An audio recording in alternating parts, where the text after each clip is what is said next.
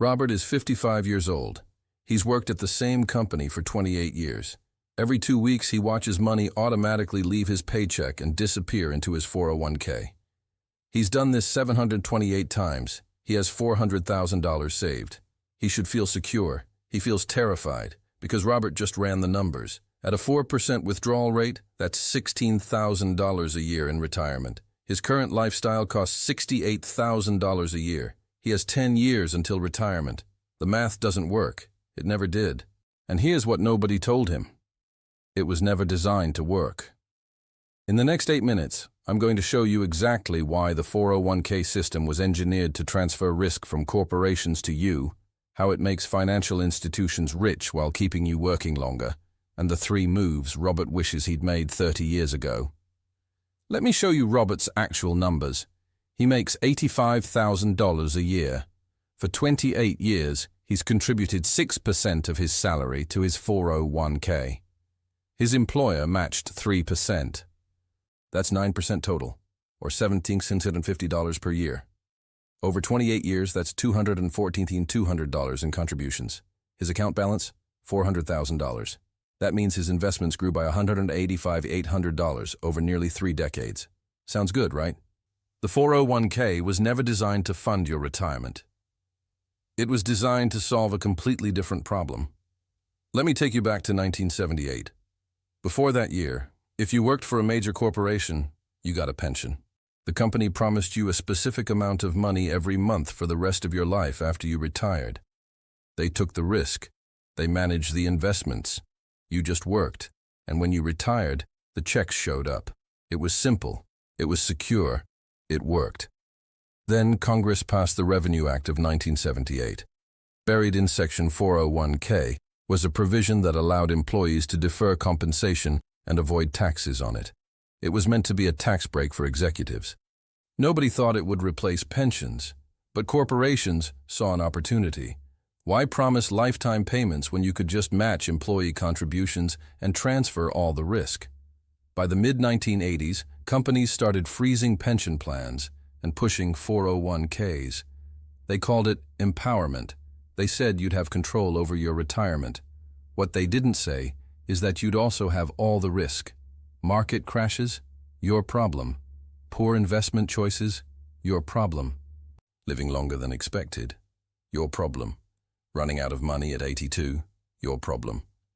The corporation's obligation went from "we'll pay you for life" to "we'll match 3% if you contribute 6%. They transferred trillions of dollars in liability off their books and onto yours. This wasn't an accident. This was by design. Now here's what's really happening behind the scenes. Every time you contribute to your 401k, someone is making money. Not you, not yet. The financial institutions managing your account are making money right now. Management fees, expense ratios, administrative costs, they seem small. 0.5% here, 0.7% there. Let me show you what that actually means. Robert's $400,000 account. Let's say his fund charges a 1% annual fee. That's $4,000 per year. Over 28 years, assuming his account grew steadily, he's paid approximately $67,000 in fees. That's nearly a third of what he actually contributed.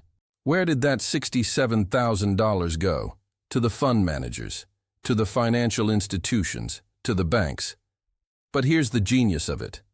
That 1% doesn't feel like much.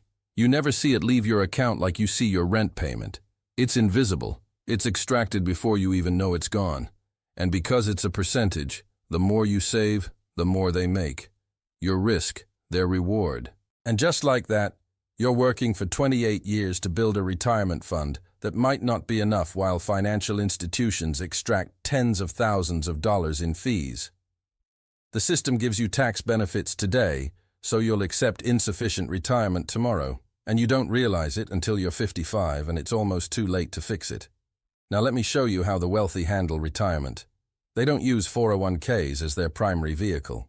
They use them for the tax break, sure, but that's not where they build real wealth. They build wealth outside of retirement accounts. Real estate that generates rental income, businesses that produce cash flow, dividend-paying stocks in taxable accounts, Assets they can access before 59 and a half without penalties. When you lock money in a 401k, you can't touch it without paying penalties until you're nearly 60.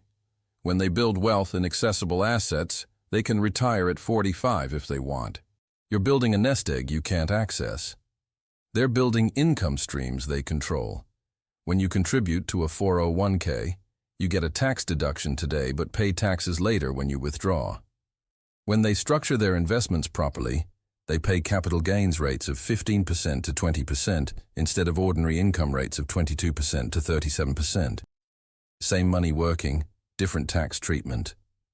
When you invest in a 401k, you're limited to whatever funds your employer chose. Usually expensive mutual funds with high fees. When they invest, they have access to everything. Index funds with 0.03% fees, individual stocks, real estate, private businesses. They're not trapped in a menu of overpriced options. It's the same goal, retirement security, but the game is completely different. You're playing with one hand tied behind your back. They wrote the rules to keep it that way. But here's what I want you to understand. Robert's situation isn't hopeless. It's just late. The 401k isn't evil, it's incomplete. It was never meant to be your only retirement vehicle. It was meant to be one piece.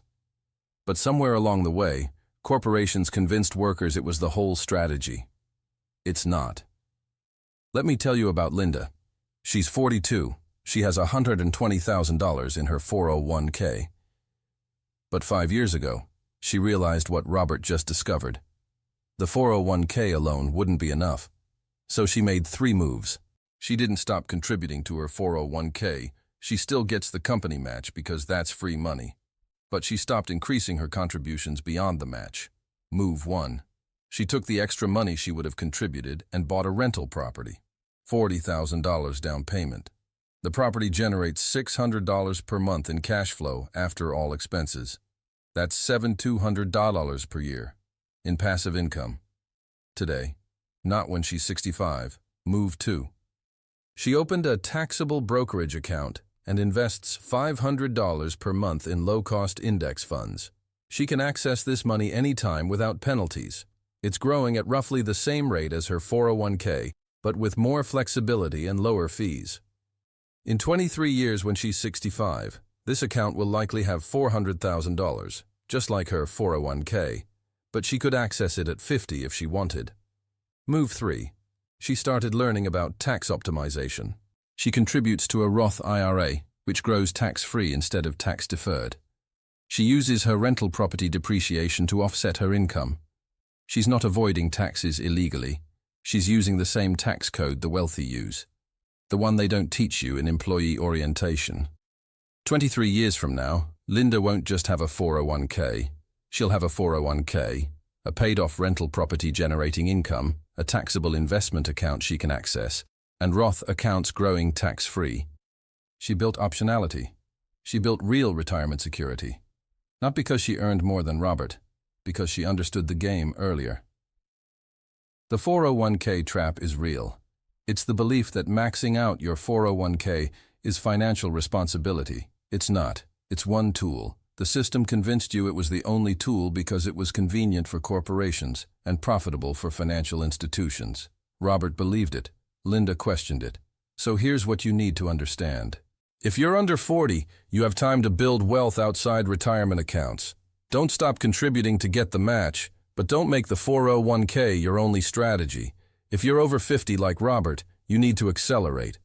Max out catch-up contributions, yes, but also aggressively pay off your mortgage, reduce fixed expenses, and consider working part-time in early retirement to bridge the gap. The math is simple, but brutal. A 401k is a tax-advantaged investment account, not a retirement plan. You need multiple income streams. You need accessible wealth. You need to understand that the system was designed for corporate convenience, not your security. This isn't about blaming Robert. He did what he was told. He trusted the system. The system failed him. But awareness changes behavior. Now you know. The 401k is a piece of the puzzle, not the whole picture. The wealthy have always known this. Now you do too. The retirement trap isn't inescapable. It's just misunderstood. Don't put all your eggs in one basket. especially when that basket has penalties for early withdrawal, limited investment options, high fees, and no guaranteed income. Build wealth everywhere. Build it young. Build it accessible. That's not just smart. It's how you actually retire. Now go build something.